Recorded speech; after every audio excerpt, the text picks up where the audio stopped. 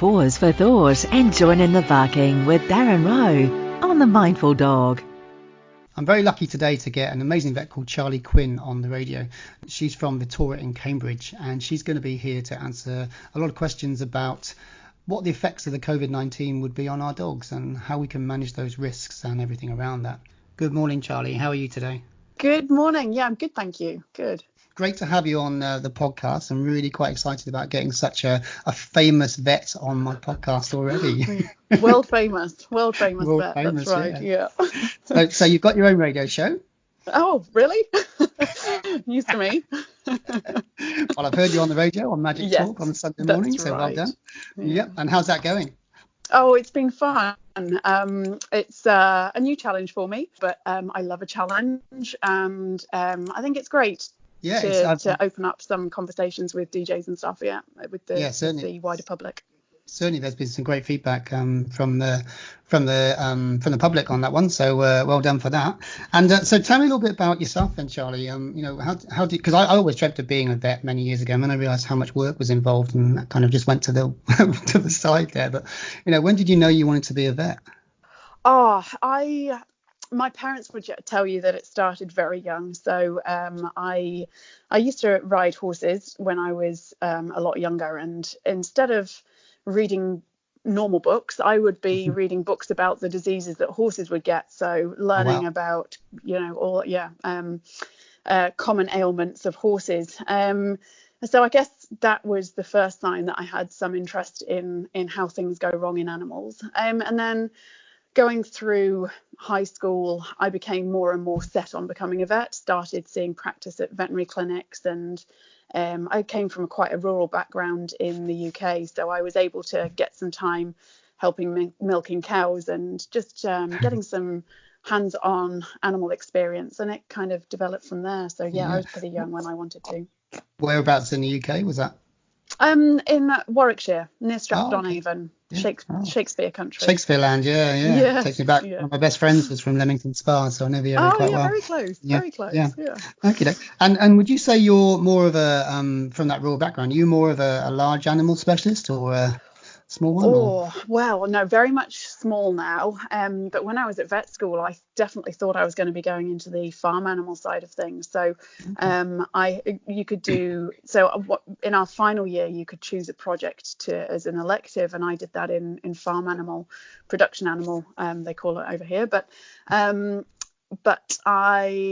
I came out of vet school, I got into small animals and started really enjoying that, and so started just doing small animals from then on, after I came out of vet school. Yeah, I suppose there's more people out there really that need small animal vets, I guess. Yeah, and I think at that time the farm animal veterinary scene was changing a little bit in the UK. I think I went through vet school with this idea of James Herriot and dealing with small herds, small flocks, but it was becoming much more herd health management, which is great. Right, okay. It's a really good way to go for the production animal stuff. Sorry, I have fond memories of James Herriot on the TV. What was it called? All Creatures Great and Small, wasn't it? Correct. That was it. Yeah. And the other one I remember on the All Creatures Great and Small was Titchy Woo Woo, who the farting dog. I don't remember it that well. Do you not? No. I watched every episode. It was one of my favourites, I have to admit. I think that's what inspired me to be a vet, but I never quite got there. So a lot of dedication through that study then, because how many years is it in the UK?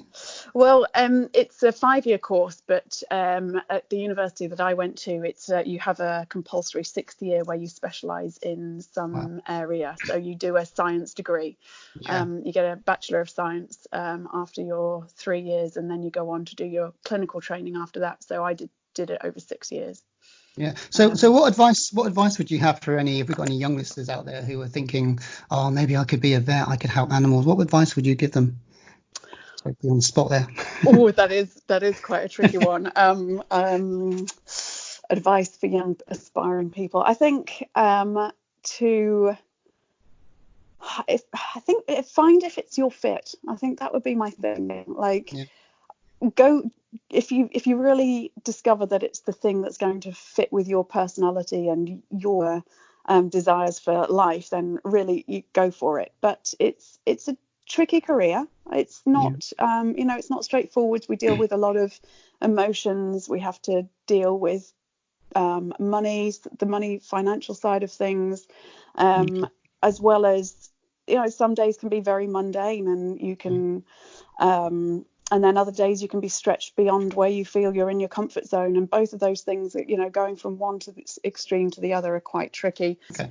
It's not just stroking little cute fluffy animals then. No, I wish it was. No, but it's a really rewarding career, but it does come with some challenging aspects as well, let's say. So you work for Vetora in Cambridge. Yes. How long have you been there? I've been there just over 2 years. We have a clinic based in Te Awamutu, so that's our head clinic. Te Awamutu, there's one in Hamilton, and then there's us in Cambridge. There's a couple of smaller ones. There's one in Otorohanga, Patararu, and that's our Waikato branch. And then there are some other Vetora clinics a little bit further afield, so not countrywide, but certainly a couple of regions covered. So it's still quite a nice sort of small family based or sort of vet.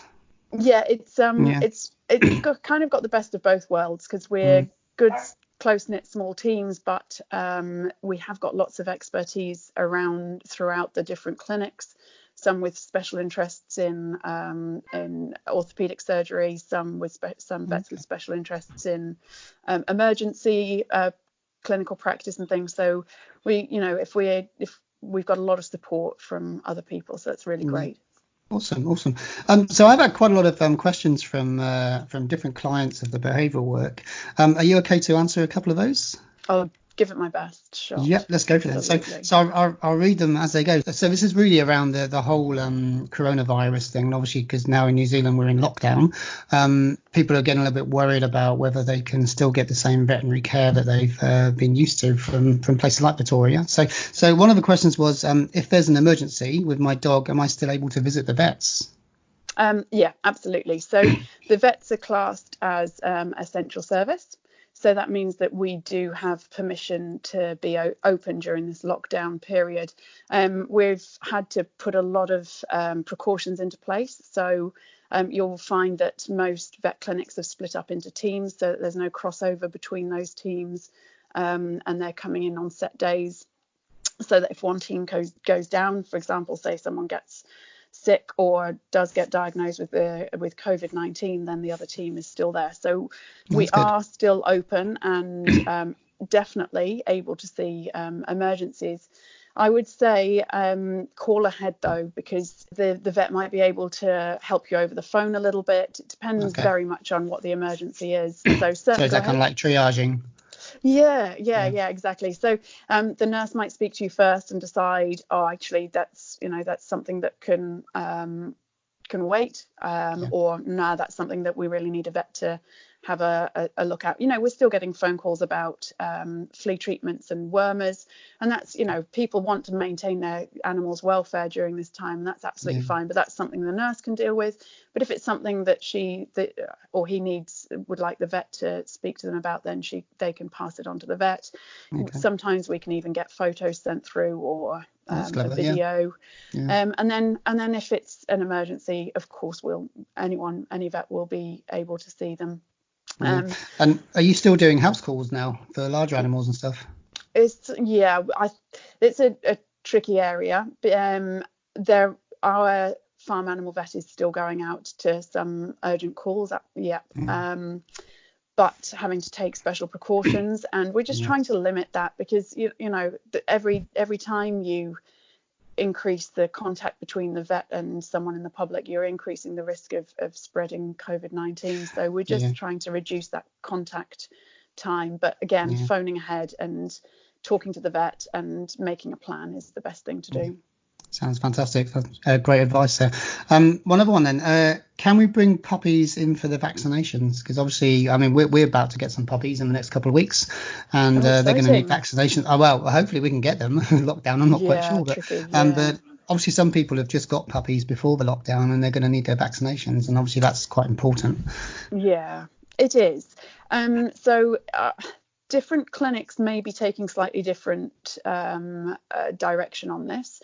But what we've elected to do is that if your puppy has had some vaccinations, then we will continue that vaccination course through this lockdown. So, Right. for example, if your puppy's due for its 12-week booster, then we don't want to delay that by another 4 weeks, because then you're risking the puppy getting sick, and you're having to restart your vaccination course. So if the course has already started, then we will be completing that course. But if you got a puppy 3 days before we went into lockdown, then it's actually pretty safe just to keep them at home. And then if the lockdown extends beyond 4 weeks, then we can review that at that time. And then adult dogs that are high risk or are close to being their parvovirus or their leptospirosis vaccinations being overdue, then we are discussing giving those as well. But it's best to call the clinic and have a chat with them, because they will have taken the advice from the New Zealand Veterinary Association and put a plan in place for their clinic. So how long are you able to leave a dog? So say my dog's vaccinations were due today. How long can I actually leave that before I need another vaccination? Yeah, tricky in one. the real world. Is that something you could answer? You don't have to if you don't want to. We the recommendation from the manufacturers is that they are done before their due date, of course. Oh, okay. Right. But we and it depends on the vet as well. So I would, if one of our clients was to phone me up, I could give them some advice on their dog. And it depends on how old the dog is. Does it have any other underlying conditions? Is it really is it on a farm? Do we need to keep the leptospirosis up to date? So I can't give one size fits all advice for that, but there is some leniency with it. Yeah. So absolutely. I suppose if a listener's got a problem, then just to give you a ring. Obviously, you may not be able to answer the phone straight away, but that sounds good. Yeah, great advice absolutely. Again. But So one other question I've got is and this is an interesting one. I'm not quite sure if it's who it was from. I can't remember now. But it says, what should I do if my dog shows symptoms of the flu? Now sneezing and things like that. Should I get worried? That is a bit of a tricky one, especially at the moment, of course. So I guess that opens quite a large can of worms for us to discuss. But I think what they're probably getting at there is, could my dog have COVID-19? And I guess, that's something that's in debate at the moment in the news and in the scientific world. And I think that the advice is that if your dog has got a cough and you suspect it's running a fever, it's lethargic, it's off its food, it probably needs to see a vet anyway. There are much more common pathogens that are more likely to be causing that disease than COVID-19 in a dog or even a cat. And the vet will work it up as it would with any other. But if you know that your dog, for example, if you've been diagnosed positive with COVID-19 and then your dog's got symptoms, it's worth mentioning, because that will not only change, I guess, how we would look into the dog, but also how we manage the dog or cat. Because if they're coming from a positive household, we've got to consider that they may be carrying the bug. Because there's been quite a bit of kerfuffle, I guess, about that, hasn't there? Transference of the virus from a dog's coat and things like that. Yes, there is. Yeah. And I think that this is such a rapidly developing situation that we're kind of playing catch up a little bit with the science. But certainly as of today, there was no evidence that there is that dogs and cats will get sick with it. But there have been a few cases where dogs and a cat have been in the same household as someone that is positive for COVID-19, and they have tested positive. And that's there are some grey areas with that about testing protocols and things like that. But I think that whether they are truly infected or whether they have just got the virus on their coat or because we can get viruses in our system but not actually be affected by them in the same way, I guess, as dogs can. Yeah, and also so it depends on whether the virus can get into the dog's cells and cause disease. We don't really know whether it can or not yet, or whether the dog can then transmit it. Yeah. I suppose that's the important thing, is that transmission thing, isn't it? So there must be websites that we can go to as the layperson, I guess, to kind of get the latest information. Do you know what those might be? Yeah, well, I would start with the NZVA, the New Zealand Veterinary Association. They've got some good up-to-date advice on there. Then there's the Centre for Disease. I think it's the Centre for Disease Surveillance in the USA. That's another good one. CDC, is it, that one? Yeah, that's right. American Veterinary Medical Association. That's another good one. And they're all following this really closely. And you can be assured that if a dog or cat were able to transmit the virus, they would be on top of that. So I think that would change the landscape completely, wouldn't it? It really would. But I think at the moment, I think the advice is just to take normal hygiene precautions, wash your hands before and after handling your pets. Keep within the bubble, so no patting other dogs when you're out on your walks and things like that, just to try and limit that potential for spread if it's there, and your vet will be on top of those sorts of things as well. We're all keeping a real close eye on this. Because that leads me into a couple of questions, actually. That one listener said, can you catch COVID-19 from your dog's slobber? I imagine they're a bit of a dog kisser, I guess. Yeah. And the other one was, should we be washing our dogs more in this time? Yeah. So there's no specific advice about those things. I guess washing your dogs is a tricky one. Because you don't want to overwash a dog. That can cause problems with the skin, that it can dry out the skin. You could end up with troubles from that. And I'm not sure. First line of defense, isn't it? The skin. Yeah, exactly. Yeah, so. And I'm not sure how. If you're washing the dog more frequently, are they then shaking their coat off more and likely to spread it more? So I honestly don't know the answer to that one. So I would just stick to your normal routine, because that's got to be good for a dog's welfare as well, is sticking to routine. But you'd be the one to know that.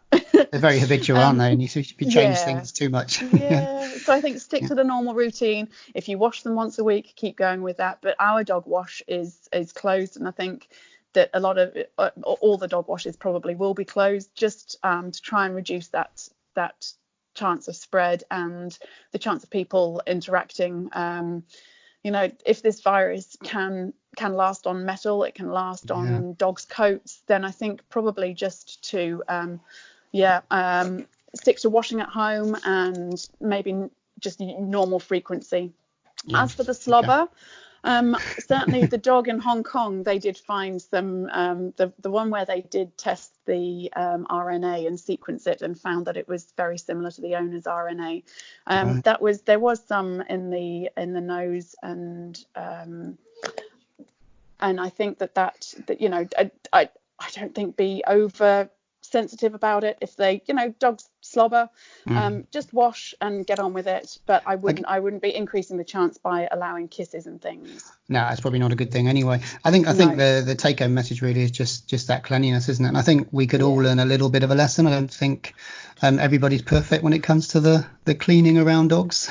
yeah and so you can maybe increase the frequency of cleaning food bowls and water bowls and things like that, but I don't want everyone to be getting scared and abandoning their dogs and cats. And that's the worry, isn't it? That's definitely the worry. The same message I've been putting out there. Look, at the end of the day, there's no proof until there is. Business as normal, really, isn't it? I guess. Just be sensible, yeah. And then if you are sick with COVID-19, then they do suggest that maybe you get someone else just to be the primary carer for your animal, just to reduce that chance of spreading. That makes sense. I'd imagine if you're not feeling very well, you're not going to be able to do anything with your dogs anyway. From what I gather. That's been absolutely fantastic. I've got no more questions from my viewers. But is there anything else that you kind of feel you need to add to the mix today, Charley, before we sign off? I guess one thing would be just to be kind to your veterinary staff if you are interacting with them. And most people have been very understanding, but It isn't business as normal. It can't be business as usual, and everyone's doing the best they can. So just. And it's a frustrating time, isn't it, really, for most people? Really is. And I suppose. And then you add someone's anxiety about their sick pet, and that's right. Emotions are really high around pets and around our own health at the moment. So just we are really doing our best. I always say in times like this, just take 3 seconds, take 3 deep breaths, and just then think, do you really want to say it? That's a very good idea. I'll have to use that. Yeah, it's a good one. Hey, maybe Charley, with my kids while I'm homeschooling them. Don't get me started on kids. They say never work with kids and dogs, do they? So no. Oh, damn it, gone wrong there. Well, maybe we'll do another session with about children and dogs. That would be quite cool, wouldn't it? Yeah, it would actually. Yeah. Hey, Charley, it's been fantastic catching up with you, and some amazing information, and I'm hoping that most of our listeners are going to be able to get the exact information they need, because there's a lot of rubbish out there on the internet if you read, and it's good to get the right information at the right time. So thank you so much for that. I really appreciate you giving up your time, and it'll be great to catch up with you again.